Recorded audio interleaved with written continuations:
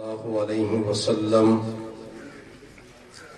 إن الله جعل العزة والوقار لمن تابع أمري وجعل الذلة والصغار على من خالف أمري أو كما قال عليه الصلاة والسلام سبحان ربك رب العزة عما يصفون وسلام على المرسلين والحمد لله رب العالمين اللهم صل على سيدنا محمد وعلى آل سيدنا محمد وبارك وسلم اللهم صل على سيدنا محمد وعلى آل سيدنا محمد وبارك وسلم اللهم صل على سيدنا محمد وعلى آل سيدنا محمد وبارك وسلم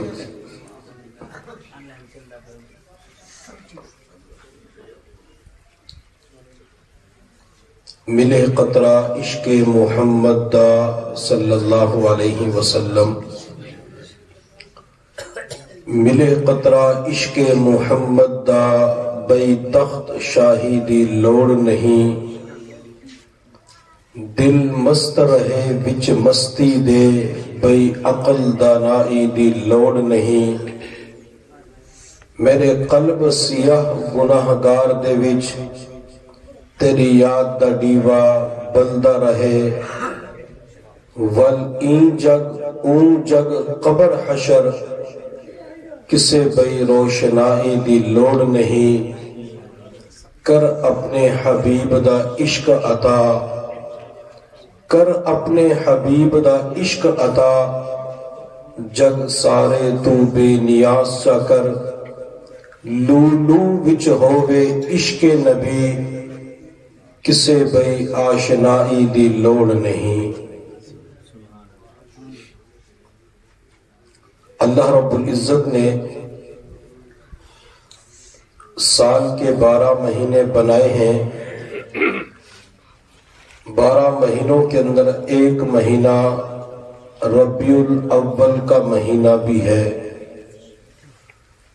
ربیع بہار کو کہتے ہیں اور الاول پہلی کو کہتے ہیں یعنی پہلی بہار اور جب بہار آتی ہے تو پھول کھلتے ہیں کلیاں مسکراتی ہے بلبل گنگناتی ہے چڑیاں چہچہاتی ہے اور بہار تب آتی ہے جب پہلے خزاں ہو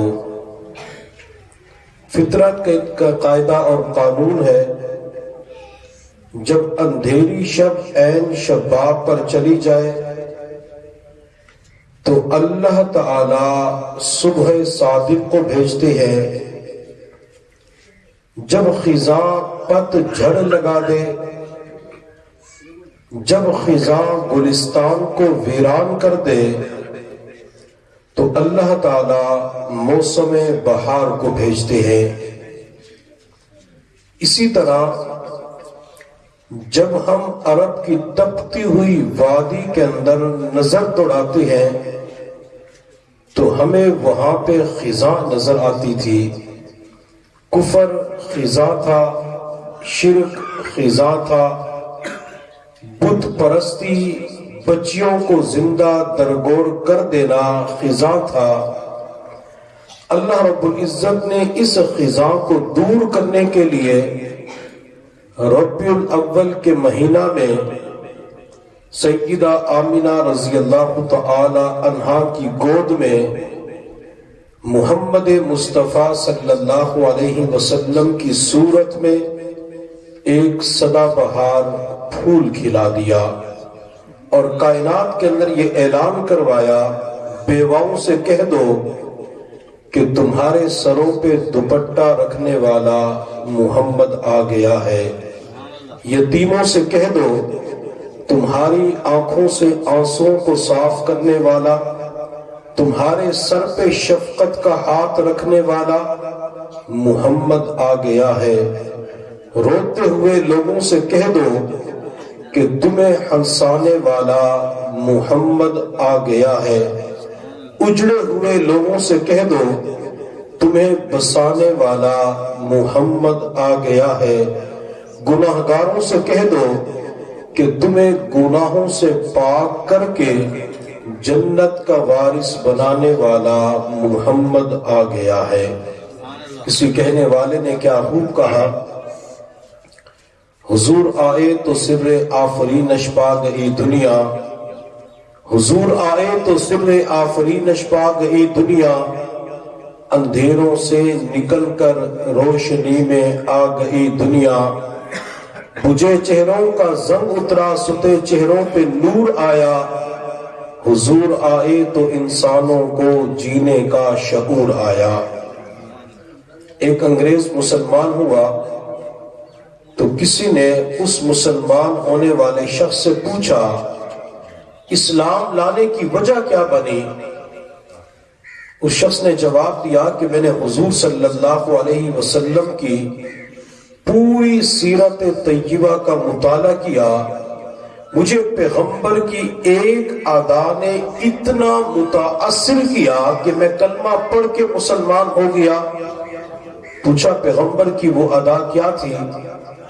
وہ شخص کہنے لگا کہ میں نے حضور صلی اللہ علیہ وسلم کی سیرت میں پڑھا، آپ علیہ السلام کے پاس ایک شخص آیا اور آ کے کہنے لگا یا رسول اللہ صلی اللہ علیہ وسلم، میرا بیٹا گم ہو چکا ہے، آپ میرے بیٹے کے لیے دعا فرما دیجئے۔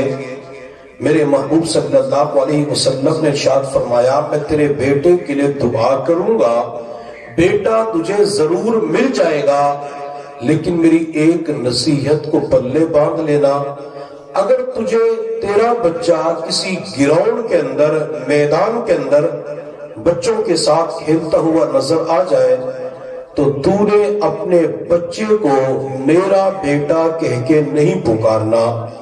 وہ شخص کہنے لگا یا رسول اللہ، جب میرا اپنا بیٹا ہوگا، میرا اپنا خون ہوگا تو میں اسے اپنا بیٹا کہہ کے کیوں نہ پکاروں؟ میرے محبوب صلی اللہ علیہ وسلم نے فرمایا جس میدان کے اندر تیرا بچہ کھیل رہا ہوگا وہاں کوئی یتیم بچہ بھی ہوگا، جب یتیم بچے کے کانوں کے اندر میرا بیٹا یہ جملہ پڑے گا تو اس یتیم کے دل کے اوپر چوٹ لگے گی، وہ یتیم آرزو کرے گا کاش میرا والد زندہ ہوتا، کاش میرا ابا زندہ ہوتا جو آج مجھے میرا بیٹا کہہ کے پکارتا۔ میرے محبوب صلی اللہ علیہ وسلم نے فرمایا تو نہیں جانتا کہ اس میرے بیٹے کے اندر تو یتیم کے دل کے اوپر کتنے تیر چلا رہا ہوگا۔ وہ انگریز کہنے لگا جو پیغمبر چھوٹے یتیم بچوں کا اتنا خیال رکھتا تھا وہ بڑوں کا کتنا خیال رکھتا ہوگا۔ پیغمبر کی اس ادا نے متاثر کیا اور کلمہ پڑھ کے مسلمان ہو گیا۔ میرے پیغمبر صلی اللہ علیہ وسلم کیسے تھے؟ آپ علیہ السلام کا مبارک حلیہ کیا تھا؟ حکیم الامت مجدد ملت حضرت مولانا اشرف علی تھانوی رحمت اللہ علیہ نے لکھا ہے کہ جو بندہ حضور صلی اللہ علیہ وسلم کا مبارک حلیہ یاد کر لیتا ہے تو اللہ تعالی حلیہ مبارک یاد کرنے کی برکت سے دیدار مصطفیٰ کی نعمت عطا فرما دیتے ہیں، اور جس بندے کو ایک مرتبہ حضور صلی اللہ علیہ وسلم کی زیارت نصیب ہو جاتی ہے اس کا سب سے بڑا فائدہ یہ ہوتا ہے بندے کو مرتے وقت کلمہ نصیب ہو جاتا ہے۔ تو ہمیں چاہیے کہ نبی علیہ الصلوۃ والسلام کے مبارک حلیے کو اتنا ذہن نشین کریں، اپنے دل کی تختی کے اوپر نقش کریں، دماغ کی میموری کے اندر محفوظ کریں کہ جب بھی کوئی ہم سے نبی علیہ الصلوۃ والسلام کے بارے میں پوچھے ہم پیغمبر کے چہرے انور کا تذکرہ کریں، ہم پیغمبر کی مبارک آنکھوں کے بارے میں بتائیں، ہم نبی علیہ الصلوۃ والسلام کے بال اور زلفوں کے بارے میں بتائیں، نبی علیہ الصلوۃ والسلام کے مبارک ہونٹوں کے بارے میں بتائیں، آپ علیہ الصلوۃ والسلام کے قد کاٹ کے بارے میں بتائیں، آپ علیہ الصلوۃ والسلام کے مبارک پاؤں کے کے بارے میں بتائیں، جب بندہ اپنے پیغمبر کے حلیے کا بار بار تذکرہ کرتا ہے تو علماء کرام فرماتے ہیں پیغمبر کا بار بار تذکرہ کرنے کی وجہ سے اللہ اس بندے کو عزتوں کے تاج پہنا دیتا ہے۔ حضرت ہند بن ابی حالہ رضی اللہ تعالی عنہ سے حضرت حسن بن علی رضی اللہ تعالی عنہ نے کہا، مامو جان آپ مجھے میرے نانا کا حلیہ تو بتائیں، میرے نانا کیسے تھے، تاکہ میرے دل کے اندر نانا کی محبت کے اندر اور زیادہ اضافہ ہو سکے۔ حضرت ہند بن ابی حالہ رضی اللہ تعالی عنہ نے میرے محبوب صلی اللہ علیہ وسلم کا مبارک حلیہ بیان کرتے ہوئے ارشاد فرمایا، کان رسول اللہ صلی اللہ علیہ وسلم فخما مفخما، آپ علیہ السلام اپنی ذات کے اعتبار سے عظیم تھے۔ جب کوئی بندہ میرے پیغمبر کو دیکھتا تھا تو وہ آپ علیہ السلام کو عظیم دیکھتا تھا، آپ دوسروں کی نظروں کے اندر عظیم نظر آتے تھے۔ میرے اللہ نے اپنے محبوب کو جہاں جمال کی نعمت عطا فرمائی تھی، اللہ نے اپنے محبوب کو جلال بھی عطا فرمایا تھا۔ میرے محبوب صلی اللہ علیہ وسلم کے پاس جب کوئی کافر آتا تھا تو آپ کے جلال کو دیکھ کر اس کے اوپر کب کبھی طاری ہو جایا کرتی تھی، بلکہ ایک روایت کے اندر میرے پیغمبر نے فرمایا، نصرت بالرعب، اللہ رب العزت نے رعب کے ذریعے میری مدد فرمائی ہے۔ میرے پیغمبر جہاد کے سفر پہ تشریف لے جاتے، آپ اس علاقے کے اندر بعد میں پہنچتے تھے، میرے پیغمبر کا رعب پہلے پہنچ جایا کرتا تھا۔ آپ علیہ السلام علاقے کے اندر داخل ہوتے تو آپ کے جلال، رعب اور دبدبہ کی وجہ سے اللہ تعالیٰ آپ کو فتح عطا فرما دیا کرتے تھے۔ میرے محبوب صلی اللہ علیہ وسلم مکہ مکرمہ چھوڑ کر مدینہ طیبہ تشریف لے جا رہے تھے۔ پیچھے ابو جہل نے اعلان کیا کہ جو مسلمانوں کے پیغمبر کو پکڑ کے لائے گا میں اسے اتنے اونٹ انعام کے طور پہ دوں گا۔ مختلف حضرات انعام کے لالچ میں مختلف راستوں کے اوپر چل پڑے۔ حضرت سراقہ بن مالک رضی اللہ تعالی عنہ ابھی مسلمان نہیں ہوئے تھے، فرماتے انعام کے لالچ میں بھی نبی علیہ السلام کو پکڑنے کے لیے آپ کی تلاش میں نکل پڑا، اور سراقہ اسی راستے پہ چل پڑا جس راستے پہ نبوت، صداقت اکٹھے جا رہی تھی۔ یعنی آپ علیہ السلام ابو بکر کو لے کے جا رہے تھے، راستے کے اندر جب سیدنا ابو بکر صدیق کی نظر پیچھے پڑی تو سراقہ بن مالک قریب آ چکا تھا۔ سیدنا ابو بکر صدیق نے نبی علیہ السلام کی خدمت میں عرض کیا، یا رسول اللہ سراقہ قریب آ چکا ہے۔ آپ علیہ السلام نے پیچھے مڑ کے یوں دیکھا، اللہ نے محبوب کو جہاں جمال عطا فرمایا تھا جلال بھی عطا فرمایا تھا۔ میرے پیغمبر نے جب مڑ کے دیکھا تو سراقہ بن مالک کے پاؤں کے گھوڑے کے پاؤں زمین کے اندر دھنس جاتے ہیں، حالانکہ وہ علاقہ مٹی اور ریت والا نہیں ہے، خالص پتھر پائی جاتے ہیں، بڑی بڑی چٹانیں پائی جاتی ہیں۔ جب سراقہ بن مالک نے دیکھا کہ گھوڑے کے پاؤں، اس کی ٹانگیں زمین کے اندر دھنس چکی ہے تو سراقہ بن مالک نے معذرت کرنا شروع کر دی، یا رسول اللہ مجھے معاف کر دیجئے، میں سوری کرتا ہوں، غلطی کی معافی مانگتا ہوں۔ میرے محبوب صلی اللہ علیہ وسلم نے جب سراقہ بن مالک کو پریشان دیکھا تو آپ علیہ السلام نے اپنے جلال کو جمال کے اندر تبدیل کرتے ہوئے مسکراہٹ اپنے لبوں کے اوپر لاتے ہوئے سراقہ بن مالک کی طرف دیکھ کے فرمایا، سراقہ تو مجھے پکڑنے کے لیے آیا ہے جبکہ میری آنکھیں دیکھ رہی ہے قیصر و کسریٰ کے علاقے فتح ہوں گے، وہاں سے سونا چاندی آئے گا، خزانہ آئے گا، اللہ تجھے سونے کے 2 کنگن عطا فرمائیں گے۔ سراقہ بن مالک فرماتے میں سوچنے لگا مکہ والے آپ کو جینے نہیں دیتے، مکہ والے آپ کو رہنے نہیں دیتے، اور آپ ہاتھ دیکھ رہے ہیں قیصر و کسریٰ کے خزانے کے کہ وہاں سے سونا اور چاندی بھی آئے گا۔ سراقہ بن مالک فرماتے اس وقت تو مجھے اپنی اور گھوڑے کی فکر تھی، میں نے کہا یا رسول اللہ بس آپ مجھے معاف کر دے، نبی علیہ السلام نے فرمایا سراقہ میں آپ کو معاف کرتا ہوں لیکن مکہ کے اندر کسی کو ہمارے بارے میں نہیں بتلانا، اللہ کے نبی نہیں بتاؤں گا۔ میرے محبوب صلی اللہ علیہ وسلم نے معاف کیا، گھوڑے کے پاؤں زمین کے اندر سے خود بخود نکل آتے ہیں۔ سراقہ واپس چلا گیا، اللہ کے نبی ابو بکر کو لے کے مدینہ تشریف لے گئے۔ وقت گزرتا گیا، میرے پیغمبر دنیا سے رحلت فرما گئے، ابو بکر کا دور خلافت بھی گزر گیا۔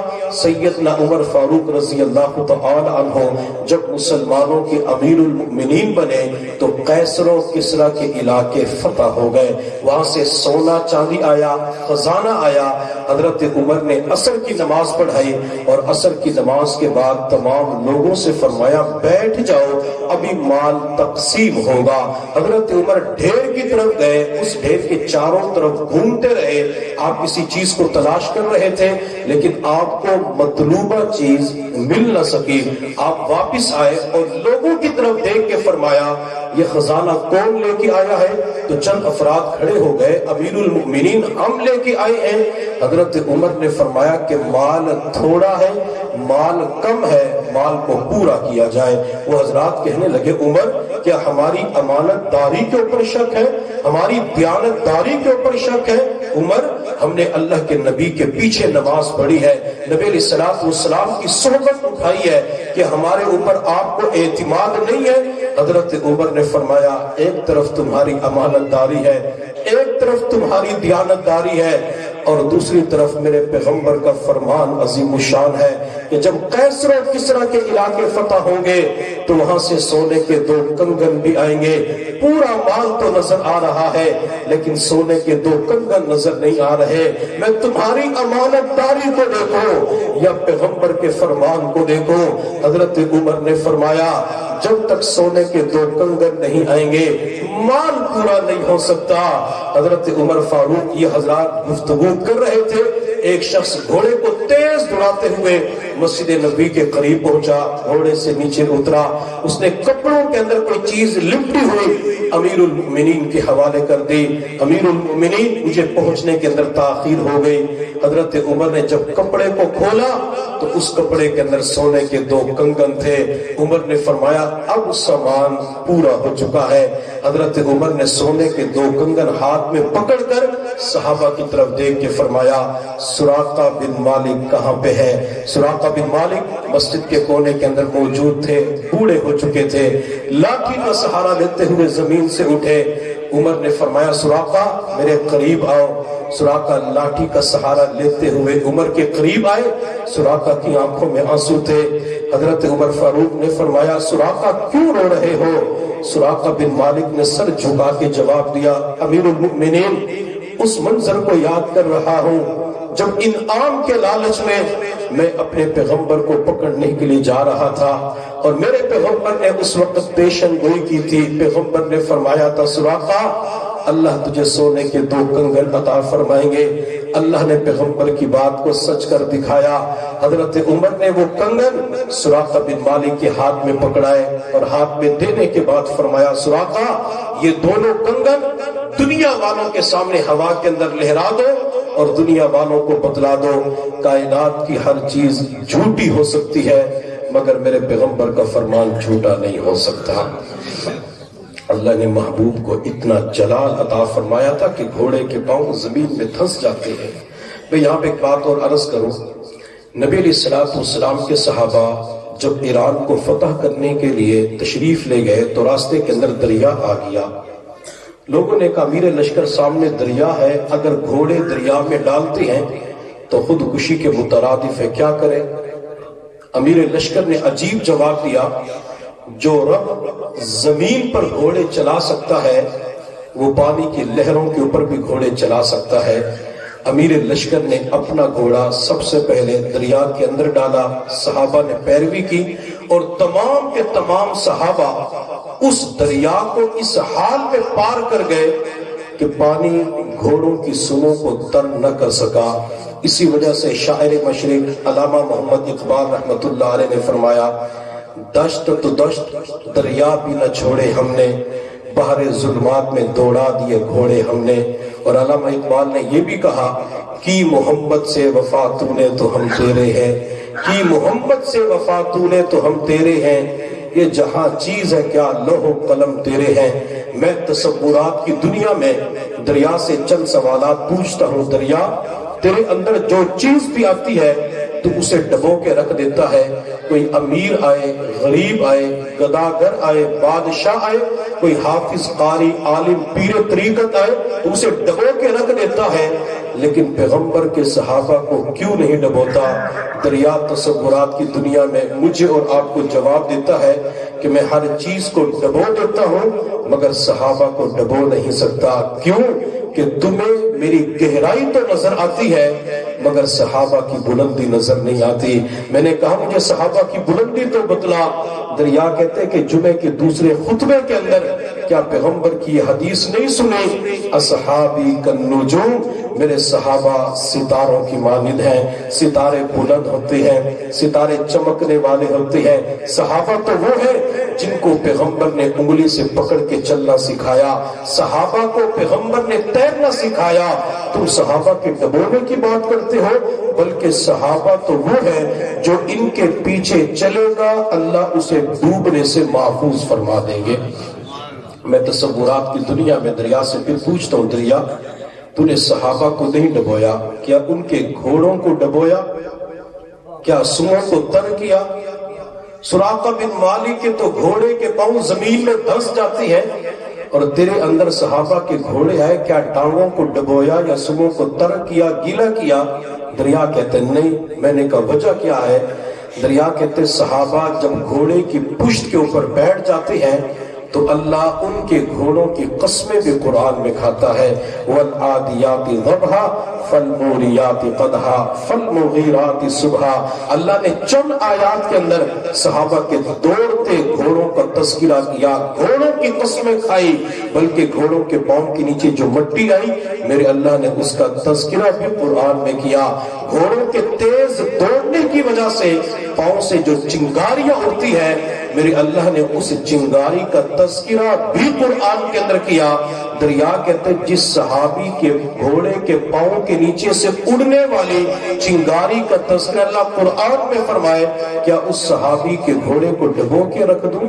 یہاں نبی علیہ السلام کے صحابہ اور ان کے گھوڑے، ان کی ٹانگیں، ان کے سم ہر اعتبار سے محفوظ نظر آتی ہیں۔ میرے محبوب صلی اللہ علیہ وسلم کا قد مبارک کیسے تھا؟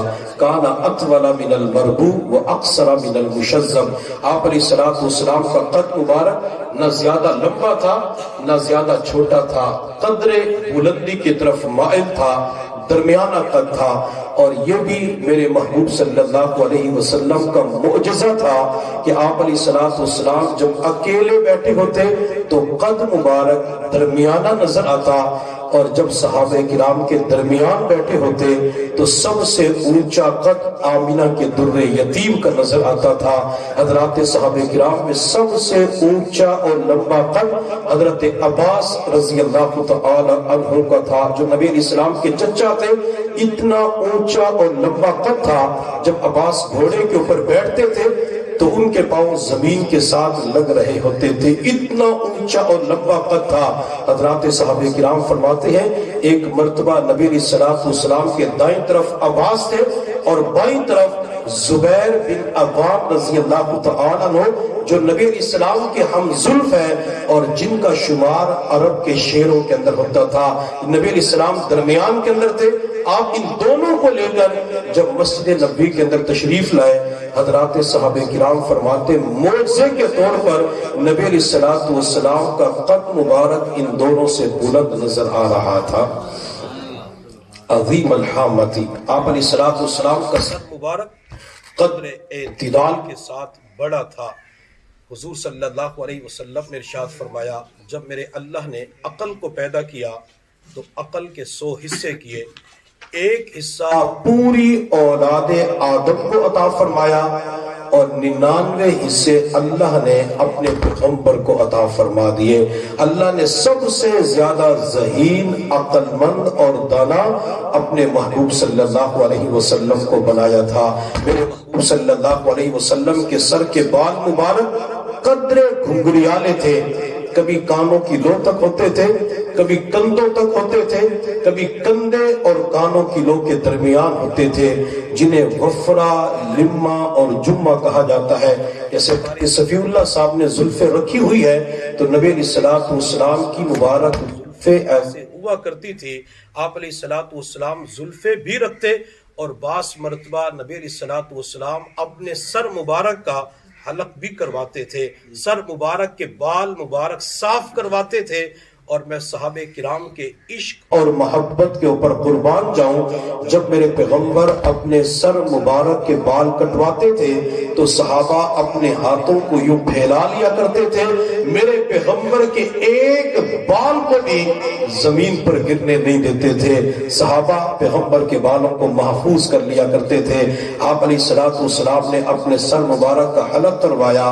حضرت امیر معاویہ رضی اللہ تعالی عنہ نے ان سارے بالوں کو اپنے پاس محفوظ کر لیا۔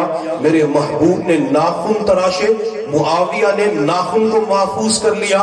آپ صلی اللہ علیہ وسلم کے صحابہ نے حضرت امیر معاویہ سے پوچھا، پیغمبر کے بال اور ناخن کا کیا کرو گے؟ انہوں نے جواب دیا، انہیں گھر لے جاؤں گا، روزانہ نماز فجر کے بعد ان کی زیارت کر کے اپنی آنکھوں کو ٹھنڈا کروں گا، روزانہ ان کا پیار کروں گا اور گھر والوں کو وصیت کروں گا، جب میں دنیا سے چلا جاؤں تو پیغمبر کے بال میرے مرنے کے بعد میری آنکھوں پہ رکھ دینا، پیغمبر کے ناخن میرے ہونٹوں پہ رکھ دینا۔ مجھے اللہ کی ذات سے قوی امید ہے اللہ پیغمبر کے ناخن اور بال کی برکت سے میری مغفرت فرما دیں گے۔ میرے محبوب صلی اللہ علیہ وسلم نے ایک مرتبہ فرمایا، فلاں بندے نے میری گستاخی کی ہے کوئی تم میں سے ایسا بندہ جو جائے اور اس کا کام تمام کر دے؟ ایک صحابی اٹھے اور جا کے اس کو ختم کر دیا۔ نبی علیہ السلام کی خدمت میں حاضر ہوئے، عرض کہ یا رسول اللہ میں نے اس کا کام تمام کر دیا۔ میرے پیغمبر نے فرمایا، مانگ کیا مانگتا ہے، جو مانگے گا میں تجھے ضرور عطا کروں گا۔ میرے پیغمبر کے پاس ایک عصا رکھا ہوا تھا تو صحابی نے عرض کیا، یا رسول اللہ اپنا عصا مجھے دے دے۔ میرے پیغمبر نے فرمایا، کچھ اور مانگ لو۔ نہیں اللہ کے نبی، مجھے تو صرف آپ کا عصا چاہیے۔ آپ علیہ السلام نے اپنا عصا اس صحابی کو دے دیا۔ کسی نے پوچھا، پیغمبر کے عصا کا کیا کرو گے؟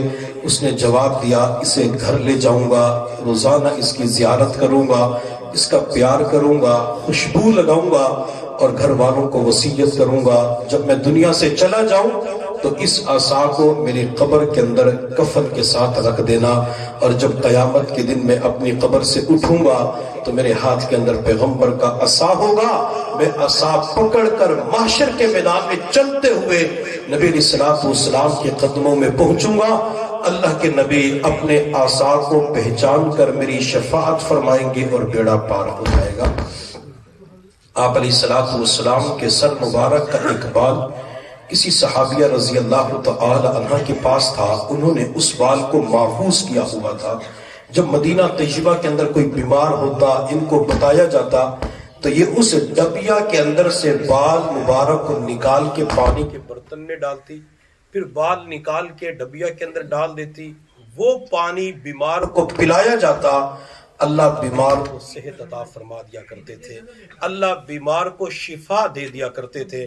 حضرت خالد بن ولید رضی اللہ تعالی عنہ چند ہزار کا لشکر لے کر جب رومیوں کے سامنے کھڑے ہوئے، جن کی تعداد لاکھوں کے اندر تھی، خالد بن ولید نے جب مقابلہ شروع کیا تو آپ کی تلوار زیادہ اثر نہیں دکھا رہی تھی۔ خالد بن ولید بڑے پریشان تھے کہ معاملہ کیا ہے۔ جب خالد بن ولید نے اپنے سر کی جانب دیکھا تو سر کے اوپر ٹوپی نہیں تھی۔ آپ نے ساتھ والے سے فرمایا کہ جلدی کرو، میرے خیمے سے ٹوپی اٹھا کے لاؤ۔ وہ ٹوپی اٹھا کے لایا۔ خالد بن ولید نے ٹوپی کو اپنے سر پہ رکھا، پھر تو تلوار نے مولی گاجر کی طرح کافروں کو کاٹنا شروع کر دیا، میدان جنگ کا پانسا پلٹ گیا۔ اللہ نے صحابہ کرام کو فتح عطا فرمائی تو کس نے خالد بن ولید سے پوچھا، خالد اس ٹوپی کے اندر راز کیا ہے؟ خالد بن ولید نے جواب دیا، اس ٹوپی کے اندر میرے پیغمبر کا ایک بال مبارک رکھا ہوا ہے، اللہ اس بال کی برکت سے میں جہاں جاتا ہوں مجھے فتح عطا فرما دیتے ہیں۔ نبی علیہ السلام اپنی مبارک انگلیوں کے ذریعے سر کے درمیان سے مانگ نکالتے تھے. جب کنگھی ہوتی تو کنگھے کے ذریعے مانگ نکالتے تھے. لیکن آج کے دور میں جب ہم اپنے نوجوانوں کو دیکھتے ہیں وہ دائیں اور بائیں الٹی جانب سے مانگ نکالتے ہیں. یہ الٹی جانب سے مانگ نکالنا نبی علیہ الصلوۃ والسلام کے طریقے کے خلاف ہے. اور ماں جب اپنے بچوں کو تیار کرتی ہے، ماں اپنے بچے کے بالوں کے اندر تیل لگاتی ہے تو وہ بھی سر کے درمیان سے مانگ نہیں نکالتی بلکہ دائیں اور بائیں سے مانگ نکالتی ہے. پھر ماں کہتی میرا بیٹا کتنا خوبصورت لگ رہا ہے، میرا بیٹا کتنا اچھا لگ رہا ہے. اور بعض مرتبہ گھروں کے اندر چھوٹے بچے ہوتے ہیں، کوئی 4 مہینے کا بیبی، 1 سال کا بچہ. خواتین اپنے بچوں کو مردوں کے حوالے کرتے کہ ان کے بال کٹوا کے لاؤ. وہ مرد حضرات کسی نائی کے پاس جاتے ہیں تو اسے جا کے کہتے اس کی کٹورا کٹنگ کر دو، اس کی فوجی کٹنگ کر دو، پیالہ کٹنگ کر دو. وہ عجیب ایسی کٹنگ کرتے ہیں کہ دائیں اور بائیں سے بال اڑا دیتے ہیں اور درمیان کے اندر بال چھوڑ دیتے ہیں. اس سے میرے محبوب صلی اللہ علیہ وسلم نے منع فرمایا ہے کہ دائیں اور بائیں سے بالوں کو مونڈ دیا جائے، درمیان کے اندر بالوں کو رکھا جائے. اسے آج کے دور میں کٹورا کٹ، فوجی کٹنگ اور پیالہ کٹنگ کہا جاتا ہے. اس سے اجتناب کرنا چاہیے. اب بچوں کو تو پتہ نہیں ہوتا لیکن ماں باپ کو تو پتہ ہوتا ہے. گناہ بچے کے نام اعمال میں نہیں لکھا جائے گا بلکہ اس کا گناہ بال کٹوانے والے والد کے نام اعمال میں لکھا جائے گا. ہم اپنے سروں پہ تیل لگاتے ہیں، بالوں پہ تیل لگاتے ہیں، لیکن ہمیں سنت طریقہ علم نہیں ہوتا، اس کی وجہ سے اجر و ثواب سے محروم ہو جاتے. تیل ہم روزانہ لگاتے ہیں، اگر سنت کے مطابق بالوں کے اوپر تیل لگا دیا جائے تو تیل لگانا باعث اجر و ثواب بن جائے گا. میرے محبوب جب تیل لگاتے تو پہلے اپنے بائیں ہاتھ کی ہتھیلی کے اندر تیل لیتے، پھر اپنے دائیں ہاتھ کی 3 انگلیوں سے اپنے سر کے درمیان میں تیل لگاتے، پھر دائیں جانب تیل لگاتے، بائیں جانب تیل لگاتے.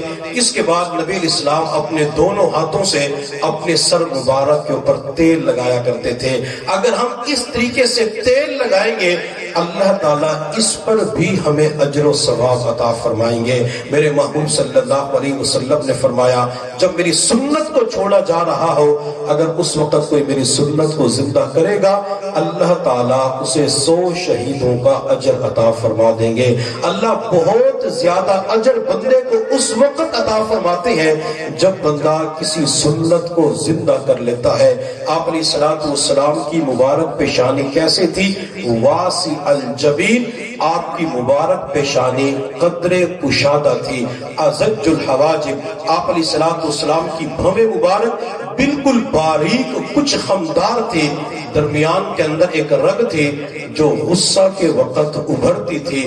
مجھے اور آپ کو جب غصہ آتا ہے تو بعض مرتبہ اپنی زبان پہ کنٹرول نہیں رہتا، جو کچھ منہ میں آتا ہے سامنے والے کو کہہ دیتے ہیں.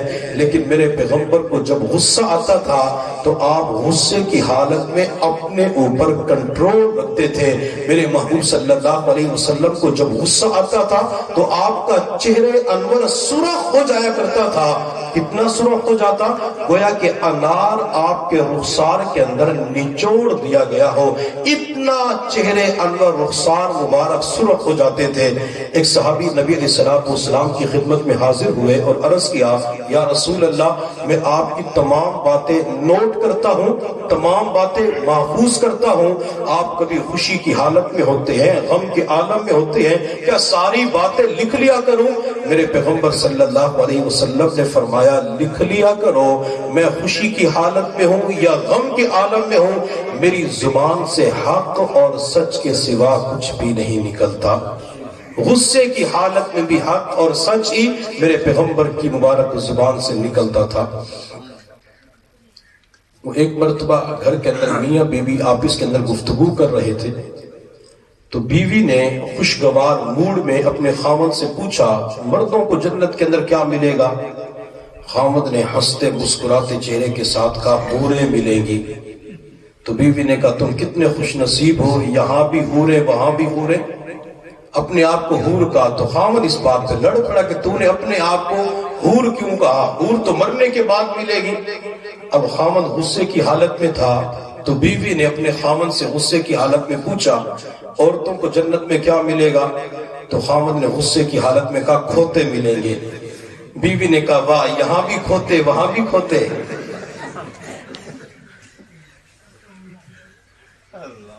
تو غصے کی حالت میں اپنی زبان کے اوپر کنٹرول ہونا چاہیے. 3-4 سال قبل ایک ساس اپنی بہو اور بیٹے کے ساتھ عمرے کے سفر پہ گئی. مکہ مکرمہ کے اندر ہوٹل میں ساس اپنی بہو سے ناراض ہو گئی. اگر خواتین تک آواز پہنچ رہی ہے تو میں خواتین سے کہوں گا اپنے ماتحت خواتین کا خیال رکھنا چاہیے. اس ساس کی زبان پہ جو کچھ آیا اپنی بہو کو سنا دیا.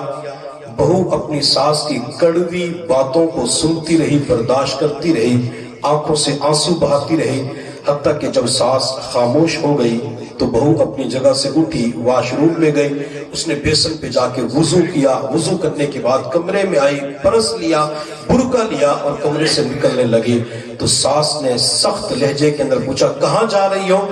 بہو نے روتے ہوئے اپنی ساس کو جواب دیا میں بیت اللہ کے رب کو تیری شکایت لگانے کے لیے جا رہی ہوں، تو یہاں بھی آ کے مجھے معاف نہیں کرتی.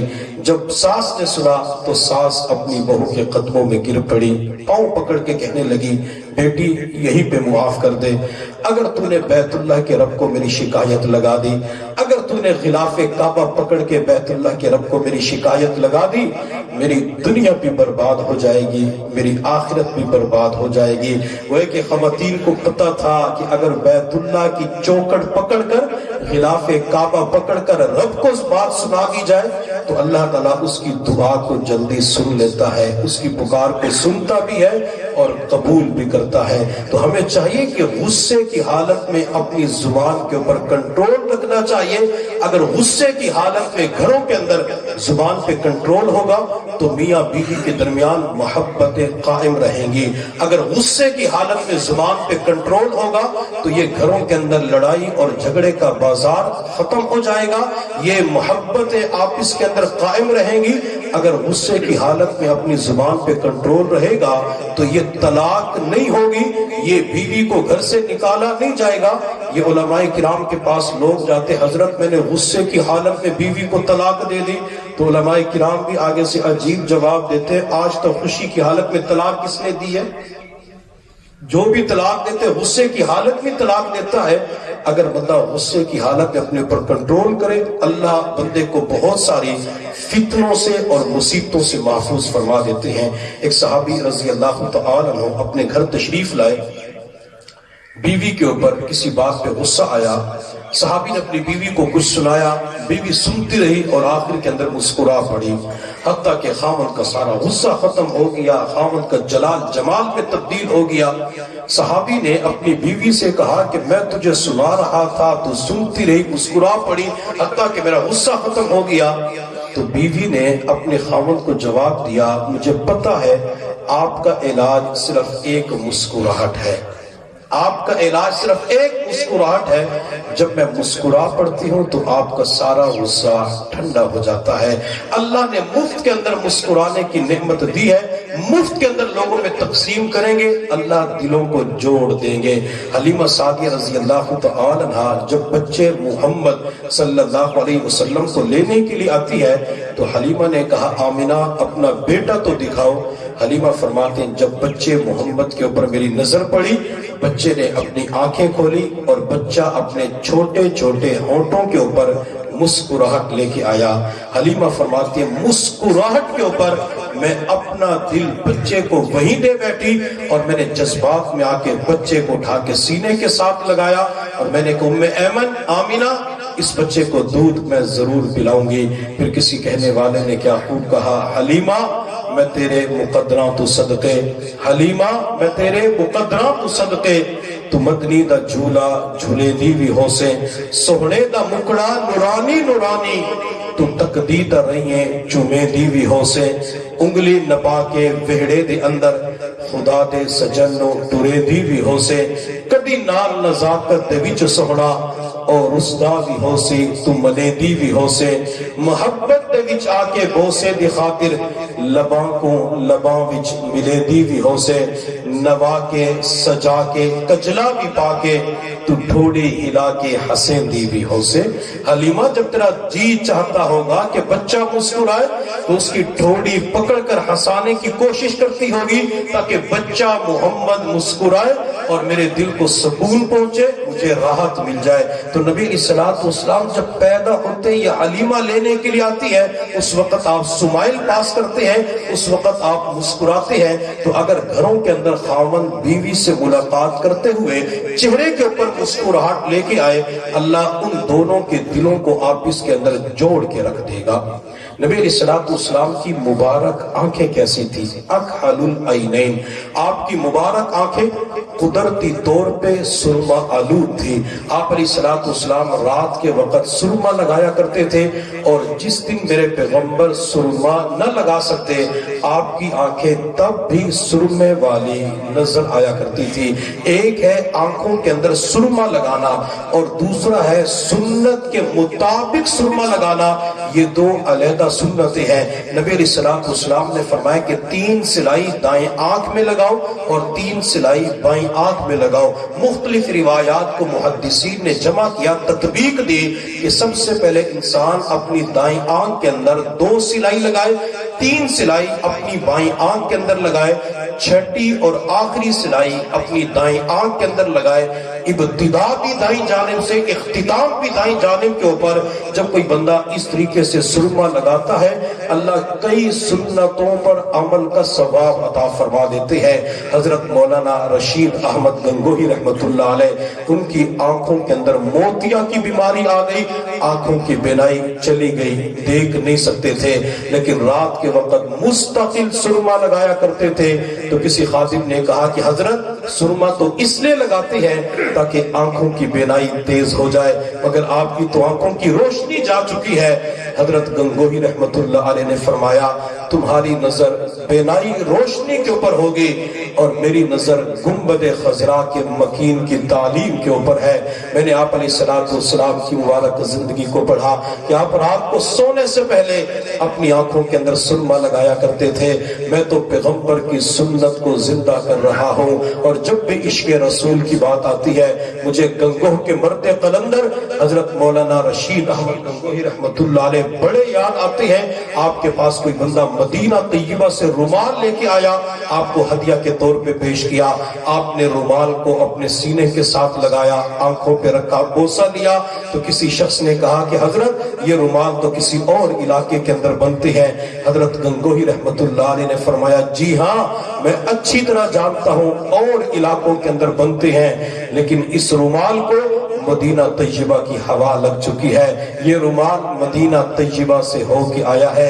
یوں ہمارے اکابرین نبی علیہ الصلوۃ والسلام کے ساتھ عشق اور محبت کا اظہار کیا کرتے تھے. حضرت مولانا حسین احمد مدنی رحمت اللہ علیہ, جب میں ان کی زندگی کو دیکھتا ہوں تو مجھے ان کی زندگی کے اندر بھی عشق رسول نظر آتا ہے. وہ شخصیت, وہ مرد قلندر ہے جنہوں نے 16-17 سال تک مسجد نبی کے اندر بیٹھ کے حدیث پاک کا درس دیا. حضرت مدنی کو نبی علیہ الصلوۃ والسلام کی قبر مبارک کے پاس جانے کی سعادت ملی تو اپنی داڑھی مبارک سے اس جگہ کو صاف کرنا شروع کر دیا. کسی بندے کی نظر پڑی, جب آپ باہر تشریف لائے, عرض کی حضرت یہ آپ کیا کر رہے تھے؟ حضرت مدنی رحمت اللہ علیہ نے فرمایا جن کی سنت ہے میں تو انہی کے اوپر قربان کر رہا تھا. حضرت مدنی اپنے علاقے کے اندر تشریف لائے, دار الحدیث کے سامنے پھولوں کا باغیچہ تھا. آپ نے فرمایا یہاں پہ کیکر کا درخت لگا دو. تو کسی نے کہا کہ حضرت کیکر کے درخت پہ گلاب تو نہیں لگتا, چمبیلی کا پھول تو نہیں لگتا, رات کی رانی کا پھول تو نہیں لگتا, خالص کانٹے لگتے ہیں.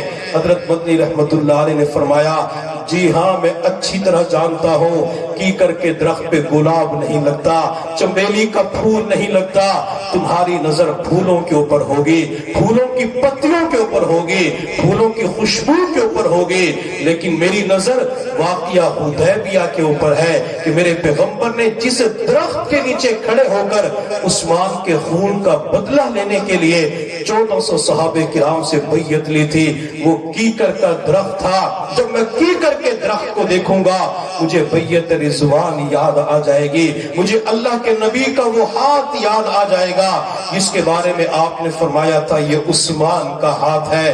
جب بھی عشق رسول کی بات آتی ہے، جب بھی محبت رسول کی بات آتی ہے، مجھے نانوتا کے مرد قلندر حضرت مولانا قاسم نانوتوی رحمت اللہ علیہ بڑے یاد آ جاتے ہیں۔ آپ نے ایک باغیچہ لگانا تھا تو خدام سے فرمایا کہ یہاں پہ گلاب لگا دیا جائے۔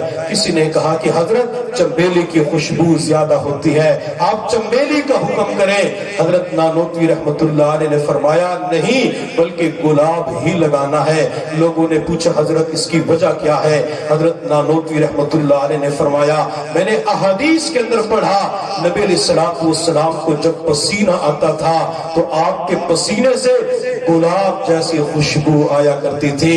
جب میں گلاب کو دیکھوں گا مجھے اللہ کے نبی کا پسینہ یاد آ جائے گا۔ پھر کسی کہنے والے نے کیا خوب کہا، ہے نظر میں جمال حبیب خدا، ہے نظر میں جمال حبیب خدا، جن کی تصویر سینے میں موجود ہے، جس نے لا کر کلام الہی دیا وہ محمد مدینے میں موجود ہے۔ پھول کھلتے ہیں پڑھ پڑھ کے صلی علی، جھوم کر کہہ رہی ہے یہ باد صبا، ایسی خوشبو چمن کے گلوں میں کہا جو نبی کے پسینے میں موجود ہے۔ نبی علیہ السلام کی مبارک پلکیں کیسی تھی؟ آپ کی مبارک پلکیں دراز تھی اور میرے پیغمبر کی آنکھوں کے اندر سفیدی میں سرخ رنگ کے ڈورے پڑے ہوئے تھے، سرخ لائنیں پڑی ہوئی تھی۔ اور حلیمہ سعدیہ رضی اللہ تعالی عنہ فرماتی ہیں کہ جب میں بچے محمد کو دیکھنے کے لیے آمینہ کے پاس پہنچی، میں نے آمینہ سے کہا آمینہ اپنا بچہ محمد تو دکھلاؤ صلی اللہ علیہ وسلم۔ حضرت آمینہ نے جب بچہ محمد دکھلایا، حلیمہ فرماتی جب بچے نے ماں زاغ البصر والی آنکھیں کھولی تو میں نے بچے کی آنکھ سے نکلتا ہوا ایک نور دیکھا جس نے زمین سے لے کر آسمان تک پوری کائنات کو روشن کر دیا۔ پیغمبر کی آنکھوں کے اندر بھی نور تھا اور یہی نور جب ابو بکر پہ پڑا اللہ نے صدیق بنا دیا، یہی نور عمر پہ پڑا اللہ نے فاروق اعظم بنا دیا، یہی نور یسرب کے اوپر پڑا اللہ نے مدینہ طیبہ بنا دیا، یہی نور جب کالے رنگ کے بلال پہ پڑا وہ بلال چلتا زمین پہ تھا لیکن قدموں کی آواز جنت کے اندر سنائی دیتی تھی۔ آپ علیہ السلام کی ناک مبارک کیسی تھی؟ حضرت ہند بن ابی حالہ فرماتے ہیں اقن الارنین، آپ علیہ السلام کی ناک مبارک کا بانسا یہ قدر بلند تھا، کأنما یعلوہ النور، ہر وقت یہاں پہ نور ٹپک رہا ہوتا تھا۔ جب کوئی بندہ دور سے میرے پیغمبر کو دیکھتا تھا تو یوں لگتا تھا ناک مبارک اونچی ہے، لیکن جب قریب آ کے دیکھتا تھا تو ناک کے اوپر ایک نور نظر آیا کرتا تھا۔ آپ علیہ السلام کے رخسار مبارک کیسے تھے؟ سہل الخدین، آپ علیہ السلام کے رخسار مبارک بالکل نرم اور ہموار تھے، رخسار نہ اندر کو دھنسے ہوئے نہ باہر کو نکلے ہوئے، بالکل برابر تھے۔ اور جب رخسار کے اوپر پسینہ آتا تھا تو پسینہ کے قطرے موتیوں کی طرح چمکتے ہوئے نظر آتے تھے۔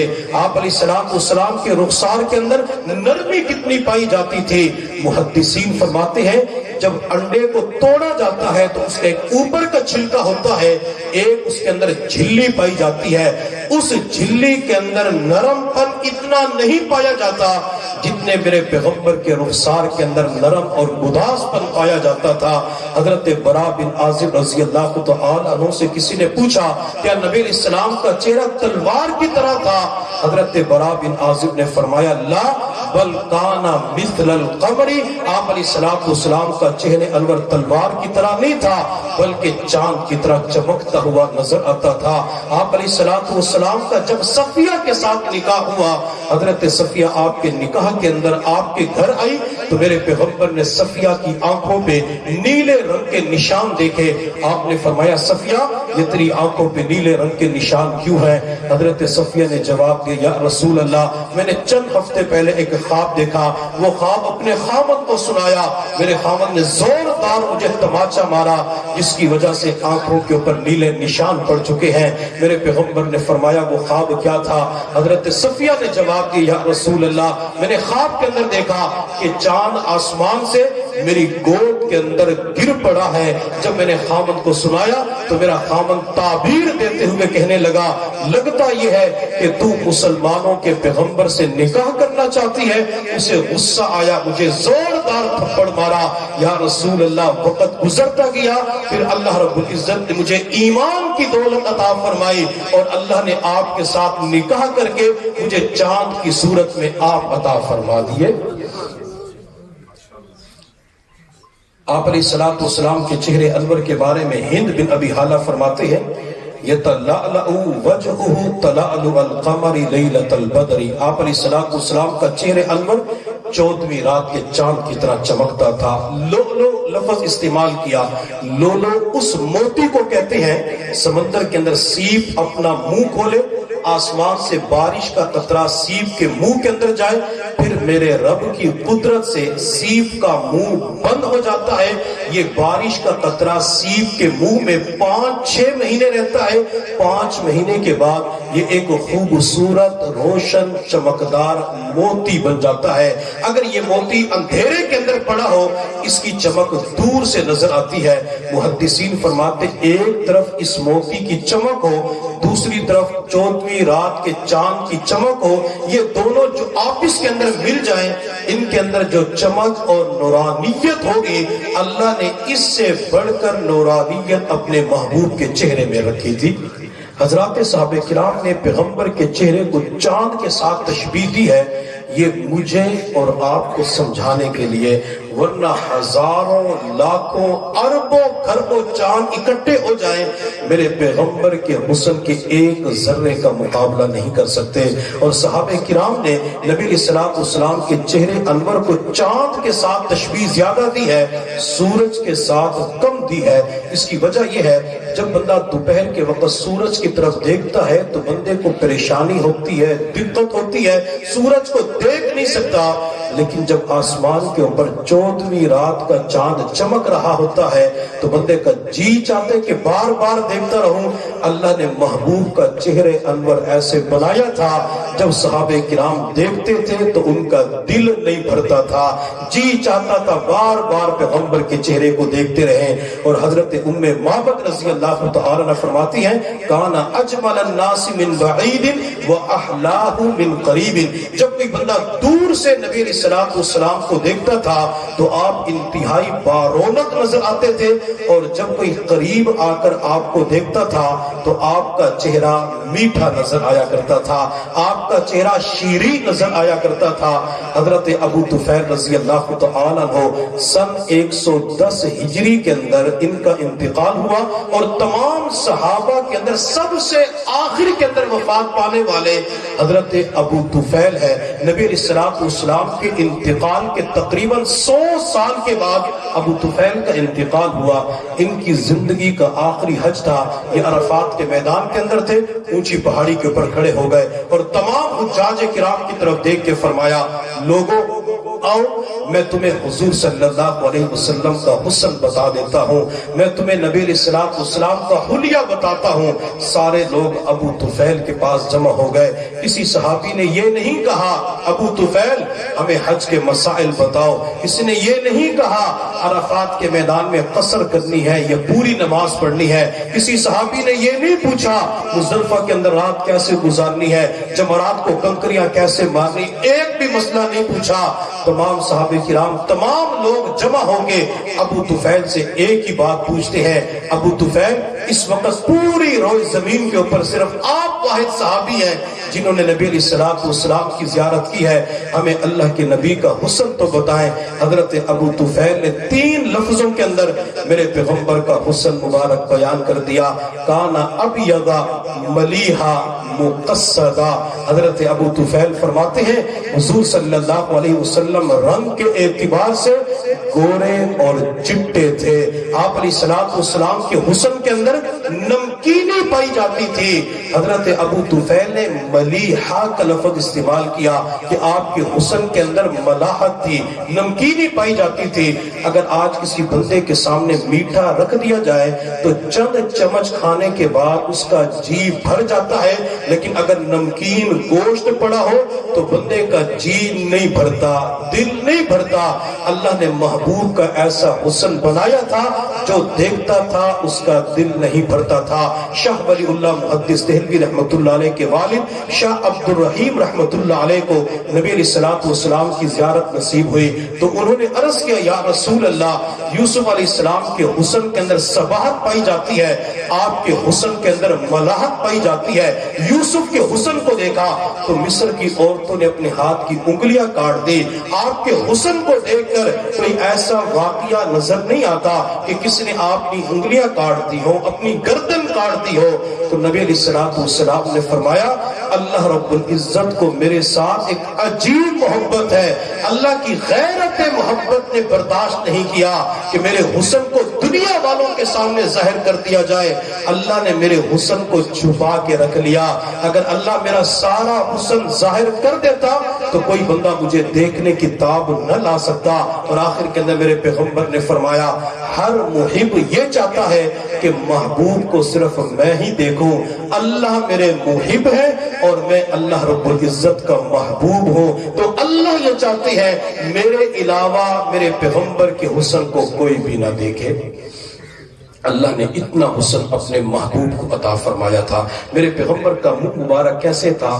ولی الفم، آپ کا منہ مبارک کشادہ تھا۔ آپ علیہ السلام کے سامنے والے دانتوں کے درمیان قدر خلا تھا۔ جب میرے پیغمبر بولتے تھے تو سامنے والے دانتوں کے درمیان سے نور کی شعائیں پھوٹ رہی ہوتی تھی۔ حضرت انس فرماتے ہیں، آپ کے منہ مبارک سے جو نور اور روشنی نکلتی تھی وہ ہمیں سامنے دیوار کے اوپر نظر آیا کرتی تھی۔ غزوہ احد کے موقع پہ میرے محبوب صلی اللہ علیہ وسلم کا رباعی دانت شہید ہو گیا۔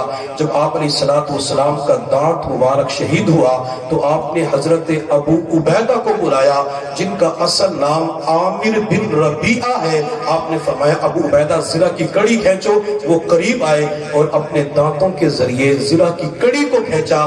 ابو عبیدہ کے دانت ٹوٹ گئے۔ اگر کسی بندے کے سامنے والے دانت ٹوٹ جائے اس کے حسن کے اندر کمی آ جاتی ہے، لیکن ابو عبیدہ فرماتے ہیں پیغمبر کی وجہ سے میرے سامنے والے دانت ٹوٹے، اللہ نے میرے حسن کے اندر اور زیادہ اضافہ فرما دیا۔ میرے پیغمبر کا منہ مبارک خون سے بھرا ہوا تھا۔ مالک بن سنان آگے بڑھے اور نبی علیہ السلام کے خون کو پینا شروع کر دیا۔ میرے پیغمبر نے فرمایا، مالک یہ کیا کر رہے ہو؟ مالک بن سنان نے جواب دیا، یا رسول اللہ، آج تو عاشق کو چھوڑ دیجئے، عاشق کو جو جی چاہتا ہے وہ کرنے دیجئے۔ میرے پیغمبر نے فرمایا کہ ٹھیک ہے، خون پی لو۔ مالک بن سنان خون پیتے رہے۔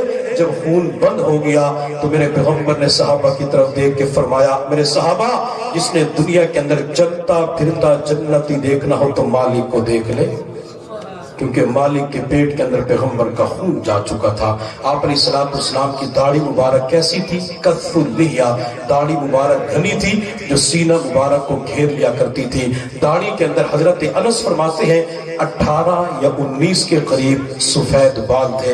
آپ علیہ السلام داڑھی مبارک کے اوپر تیل بھی لگایا کرتے تھے اور کنگھی بھی کیا کرتے تھے۔ ہمیں چاہیے کہ جب داڑھی کے اوپر تیل لگائیں تو سنت کے مطابق تیل لگایا کریں۔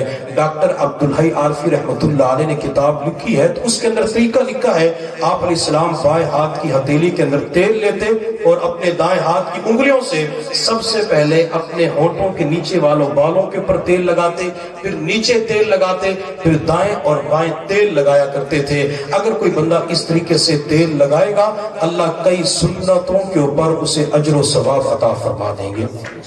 نبی علیہ السلام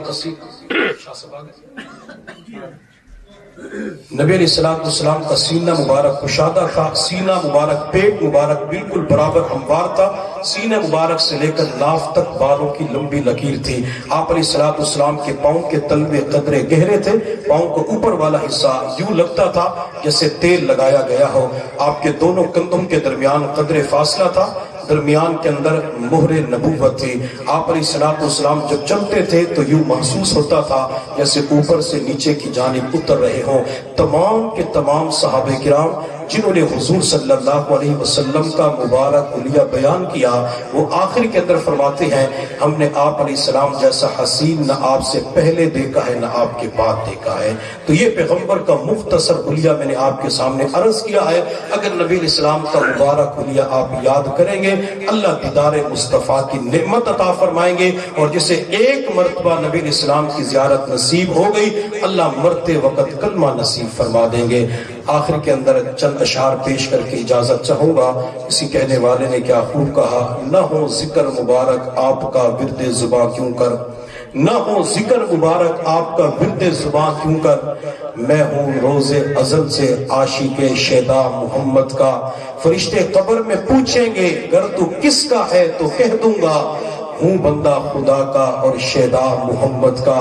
خدایا جب میری اس قالب خاکی سے جان نکلے، زباں پر اس گھڑی جاری رہے کلمہ محمد کا، خدا بھی حشر میں پوچھے گا گر تو عاشق کس کا ہے تو کہہ دوں گا محمد کا محمد کا محمد کا۔ اللہ تعالی ہم سب کو سمجھنے اور عمل کرنے کی توفیق عطا فرمائے۔